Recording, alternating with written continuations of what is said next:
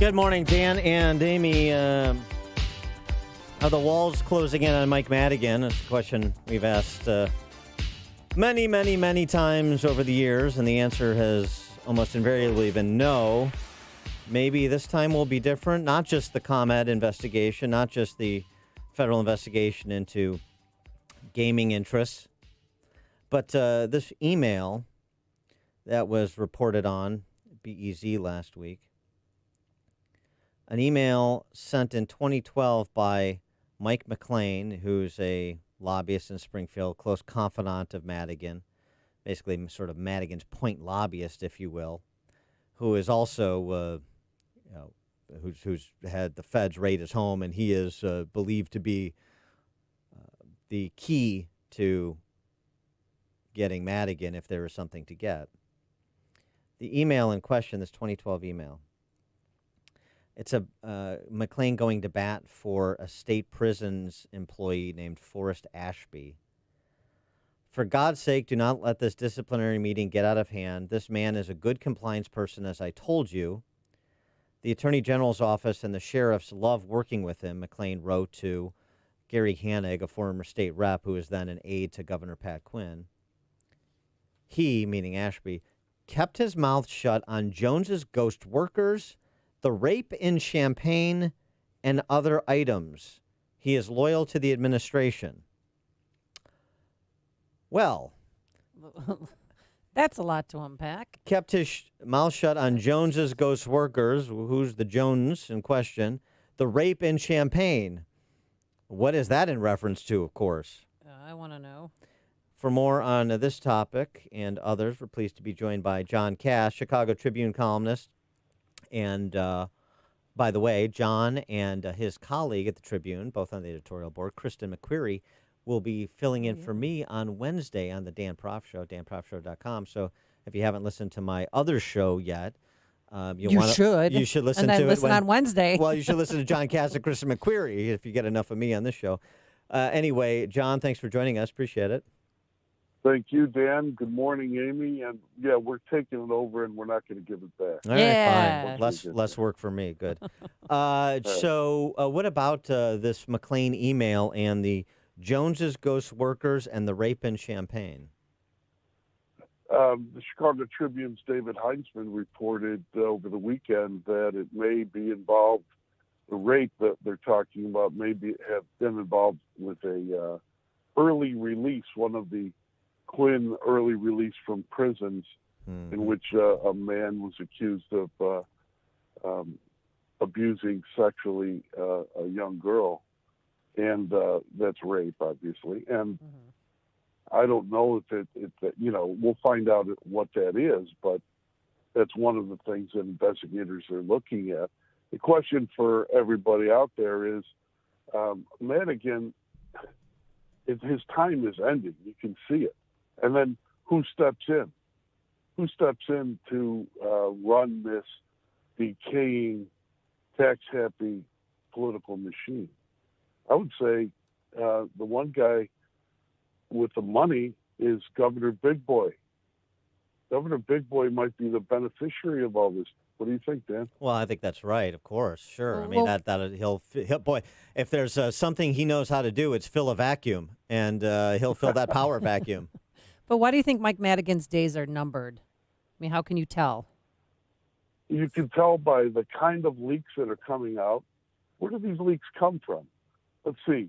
The feds had the emails, right? Took the emails. And then the leaks come from the emails. Well, are the feds leaking it to weaken him? Are others leaking it who may have access to the emails, had access as well? Either way, it's going to be a long, painful end to Mike Madigan's career. Sooner or later, it's going to happen. What I hear you saying is these are probably being leaked from Democrats, perhaps Democrats that were once close to Madigan, whether it's legislators or operatives and lobbyists, and that means the fear factor is gone. Part of the Chicago way is to understand who benefits from news stories, right?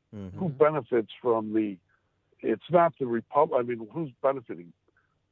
Bill Brady, who's like basically wants to be a gaming czar and be the Republican boss of Springfield once on the Republican side, once Johnny Cullerton is gone.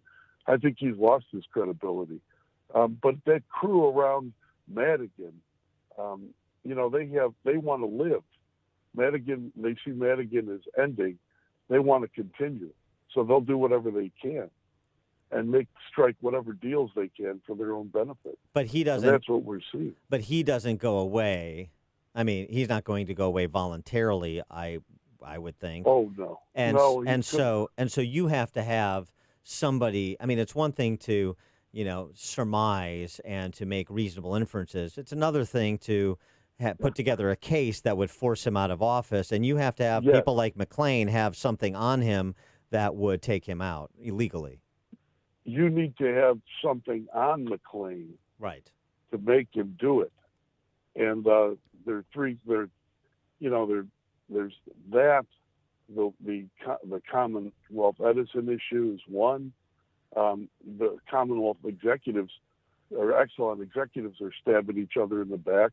They're all blaming Anne Pramaggiore for the lobbying efforts, when I don't really know if she was the one who was in charge of all the lobbying. I mean, maybe there might be some others who are doing it. And it's really there's a lot of smooth stilettos being used right now. But wasn't McCain a former ComEd lobbyist? Yes, he was. Yeah, like half of Springfield. Yeah, right. But here's the thing, John. Though, before we get too far down the rabbit hole here, I just want to pump. I don't go in the rabbit hole. Well, I know, but okay. So I just want to pump the brakes here. If I could, I'll just change my metaphor. It's still a case that has to be made. The idea of like ComEd swooping down and hiring a bunch of lobbyists. There's nothing illegal about that. There's nothing illegal about rent seeking, much to my chagrin. So it's still unclear to me what laws were broken, and you have to point to one if you're going to start picking people off. I mean, I know, you give somebody cash at a diner, you're bribing somebody, that's obvious. With Madigan and I assume McLean, it's going to be a lot less obvious. Yes, but it starts with the premise, I think, that the Illinois Democratic Party for years, as their handmaidens in the Republican combine, have been nothing more than a criminal enterprise, using politics as a way to enrich themselves. And the evidence of that, obviously, Dan, are all the people moving. You mentioned the other day, you and Amy, one of you suggested that Pritzker could be the salesman of the year for U-Haul. Right. You can see it, right? You just can't smoke. People are leaving. Yeah. Right. They can't take it. I wanted to also tackle the topic that you did in your most recent column over the weekend about the media mob, and you used some recent case studies to punctuate your point, the Richard Jewell movie and the Richard Jewell case, and Nick Sandmann, his settlement with CNN last week with other libel suits and defamation suits pending against other media outlets. What unites Sandmann or connects Sandmann and Jewell and the way they were treated, particularly this young boy who was slaughtered by the media. Why was he slaughtered? Because he was a 16-year-old white kid who was wearing a MAGA hat, and he was on his way at a March for Life. And the reason why I think he was slaughtered by the media is that we've been co-opted by many on the left, and it was a warning. It was issued as a warning to anyone who would ever dare wear a MAGA hat, that if you do that, we'll destroy you. I just find this to be one of the low points. I mean, I know it happened last year, and people focus on, it's, the settlement, but really, there's a larger problem in the Republic and throughout the media on this. And what about with Richard Jewell? I remember that the whole thing happening too, and being in the newsroom at NBC, like, do we really have is this right? I mean, he was a hero, and now why is he all of a sudden a suspect? And they were naming his name and showing his face and stalking him every day when he entered his apartment and when he left. Yeah, and it was terrible. And you and I, Amy, have both been part of those media packs where we stand outside someone's house or someone's office, and they're huddling inside. Particularly, it's not a player like Mike Madigan or some big shot that has political consultants and people whining and dining unscrupulous reporters. But some average guy, man or woman, kid, being in that kind of onslaught. I think that's why I think the Richard Jewell movie is very important for all of us and for all the people listening to watch. I just think it's a good movie. There was a flaw in it, and I didn't like it. And it was the flaw of accusing an Atlanta Journal reporter of promising sex for a tip. And that was unproven, and it was an unfortunate flaw. But the larger issue about the media and the pack mentality, how we're standing on somebody's lawn, Amy, and we're telling jokes, right? Yeah. We're waiting for you're waiting for your live slot. We're all gossiping this and that. I'm drinking coffee and maybe having a smoke, and we're all Having a goofing smoke? around. Well, and- you smoked. I didn't No. smoke. I watched can't- you I can't smoke, smoke. John. Smoking's Oh, I bad know you for did. you. Yes. Hey, You just stood there. You had the whatever those crushed vegetable pills that you sell. exactly Balance of right. nature. That's right. Yeah. Yeah. So But whatever it is, we're all out there, and people are dying inside. They're terrified. Well, here's just- the thing. Here's the thing too, John. When the mob shows up, is the conversation that's not had enough is when and where the mob shows up and when and where it doesn't.